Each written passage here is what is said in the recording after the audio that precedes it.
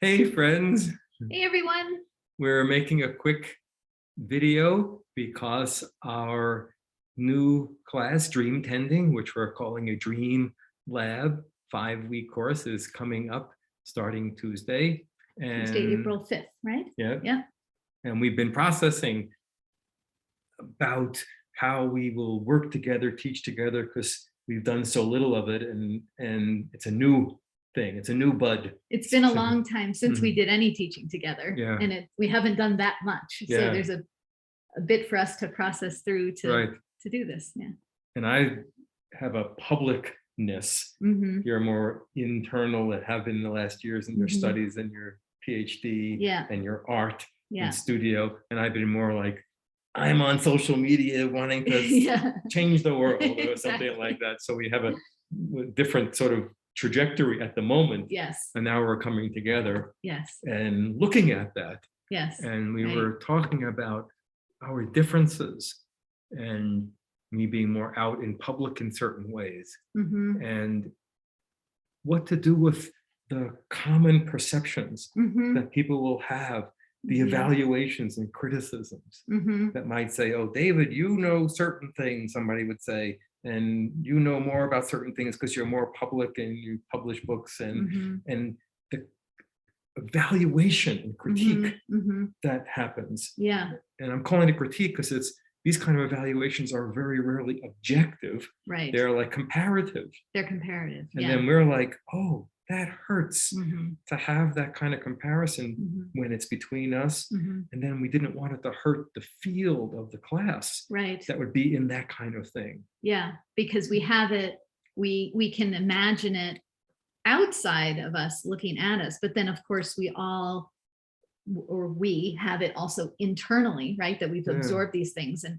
And we were just having this really great conversation about the question of evaluation and who knows more and why that would be and stuff. And the thing that was so fascinating that came out of that conversation, which is really helpful to everyone who will be in the class and as well as us, is realizing that those evaluative eyes are coming from, you could say, cultural institutions, things like patriarchy and capitalism and ageism and sexism, all those kinds of things that are so embedded in our culture, and then we've internalized them, right? So we kind of just take certain viewpoints as true, right?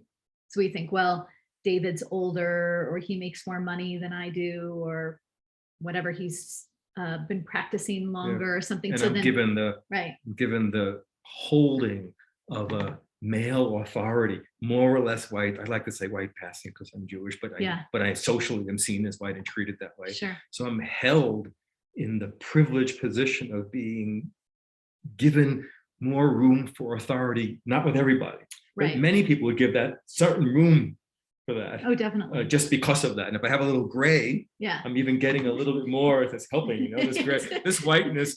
People now kind of think he's an older, more mature man. The gray fox, you know. Am I more mature? Well, in ways. That's another discussion that we're not going to get into. I'm very mature. The way I do that. If I stroke my beard, it's like, see the gray, I'm no longer a youth. Yeah, I beg to differ, but anyways, back on the subject, right? So then our culture, and then therefore our internal cultures, often, this is not true for everybody, but a lot of us, especially white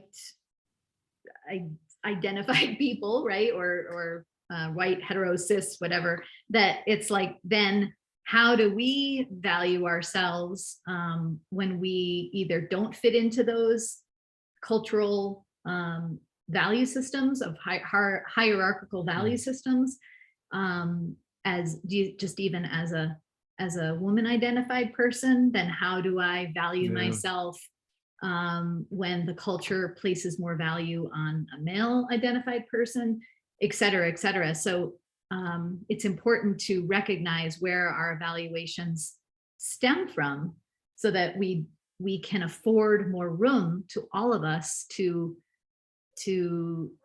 say there's many ways of knowing, there's multiple ways of knowing, and there's multiple value systems.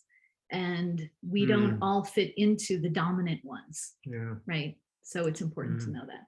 Rumi says, the Sufi poet, 12th century or 13th century, I can't I'm not remember. sure. He says there are 1,000 ways to kneel and kiss the ground. And it's so important.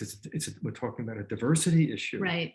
Right. Yeah. And then how we work that through, which is what we've been doing, how that affects the field, so that people come to us identified as students of our teaching, know that they're students and know that they're teachers, so that they don't, you don't, those who come, see yourself as a student, and with that bring the less than, not as good as, not as knowledgeable as, along with that, which doesn't help a person learn. No. It's fine to learn from someone. I learn from you, you learn from me. Sure. But I'm a less than at a fundamental way. It's like a wound in the culture. And as you so beautifully said, is not independent of sexism and capitalism and other kinds of isms that then decide, ageism, other kinds of things that then blur our lenses of how to.